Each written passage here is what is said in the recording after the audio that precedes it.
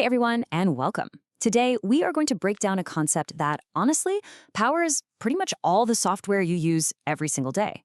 It's called Object-Oriented Programming, or OOP. We're going to see how programming went from being this giant, messy instruction manual to a super clean, elegant set of digital blueprints. So, let's just dive right in. Let me ask you something. Have you ever tried to assemble some furniture with one of those massive fold-out instruction manuals? You know the kind I'm talking about. Page after page of tiny diagrams with step 1, step 2, step 300. It's just a complete nightmare to keep track of everything, right? Well, believe it or not, the old way of programming, what we call procedural programming, was exactly like that. Now, it might work for something simple, like a bookshelf. But just imagine trying to build an entire house with one single massive list of steps. If you mess up one little thing on page 2, the whole thing could come crashing down by the time you get to page 50. And that, right there, is the problem. That is the exact problem OOP was created to solve. How in the world do you manage that overwhelming complexity when your instruction manual has thousands or even millions of steps? It just doesn't scale.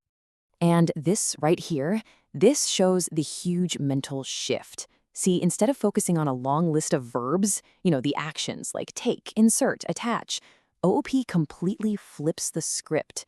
It tells us to start thinking about the nouns. It asks us to model the real-world things or objects that we're actually working with. So in our house analogy, we're not thinking about the steps. We're thinking about the door, the window, and the wall. This creates a completely new mindset. We are no longer just blindly following a list of steps. Instead, we're designing blueprints for the things we want to build. And that brings us to two words you're going to hear all the time: class and object. A class is the blueprint itself. So a door blueprint might say that all doors need to have a color and they need to be able to open and close. Then an object is the actual real thing you create from that blueprint. So from that one door class, you can create a bunch of different door objects: a brown wooden front door, a white sliding glass door. You get the idea.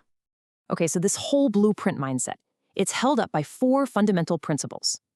People often call them the 4 pillars of OOP.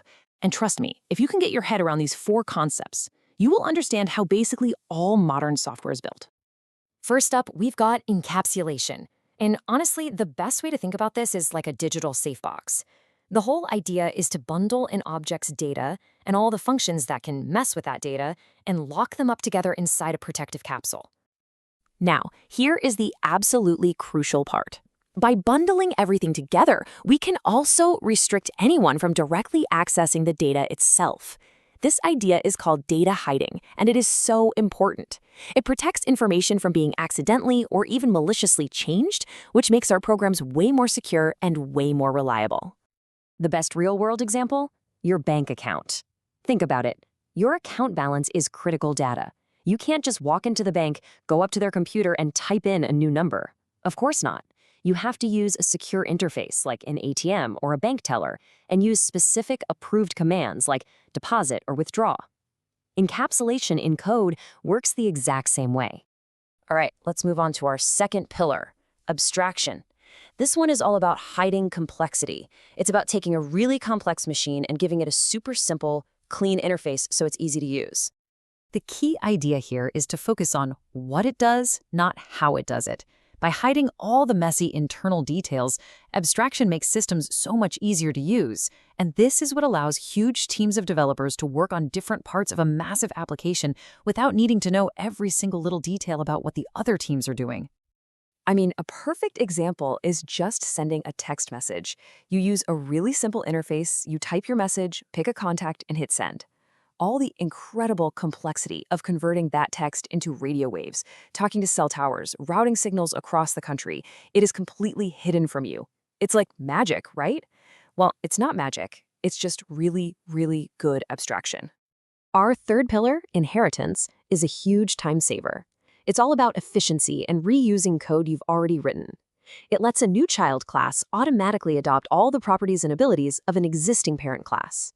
This creates what programmers call an is-a relationship. For instance, a dog is an animal, a car is a vehicle. And why is this so amazing? Reusability. You write the common code just one time in the parent class, and then all the child classes get it for free. This saves a massive amount of time, and it makes updating code so much easier down the road. Just think of it like a family tree. You could have a general animal class, right? It knows that all animals have an age and all animals need to eat. Then, when you create a new dog class, you can say it inherits from animal. Instantly, it gets all that stuff for free. Then you can just add the unique dog behaviors like barking. No need to rewrite the age or eat code. And that brings us to our fourth and final pillar. And this one's maybe the most powerful. It's polymorphism. It's a big word, I know, but it comes from Greek and it just means many shapes, which is a perfect way to think about it. It's the ability for a single command to do different things depending on the object you're using it on. So the core idea is one method name, but many different forms. This gives your code incredible flexibility. It means you can write clean, simple code without a ton of clunky if this, then that logic. You don't need to write if it's a dog, do this, if it's a cat, do that, for every single type of object. The absolute classic example is a speak command. You use that one single command, speak, but the outcome completely changes based on the object. You give it to a dog object and it barks. You give that exact same command to a cat object and it meows. Same command, totally different result. That's polymorphism in a nutshell. All right, so that's a lot of theory. It's great, but how does this all actually, work together in the real world? Well, let's look at how these four pillars come together in an app you've definitely used, a food delivery app.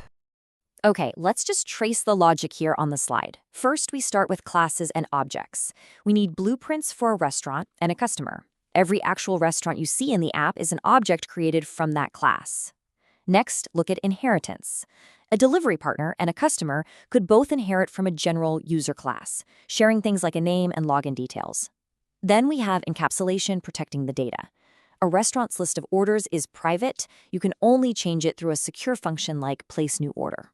That leads us to abstraction. As the customer, you just press a button that says place order. All the complex stuff happening behind the scenes is totally hidden from you. And finally, polymorphism. A function like calculate payment could behave differently for a pro customer object, maybe applying a discount that a regular customer object wouldn't get. See how they all work together? So, after all that, what is the big takeaway? Why does any of this matter? Well, it matters because this approach, thinking in objects, finally gave developers the tools they needed to manage massive, massive complexity. It's what lets them build the reliable, reusable, and scalable software that we all depend on. So let's do a super quick lightning round recap. We have encapsulation, which bundles data for security through data hiding.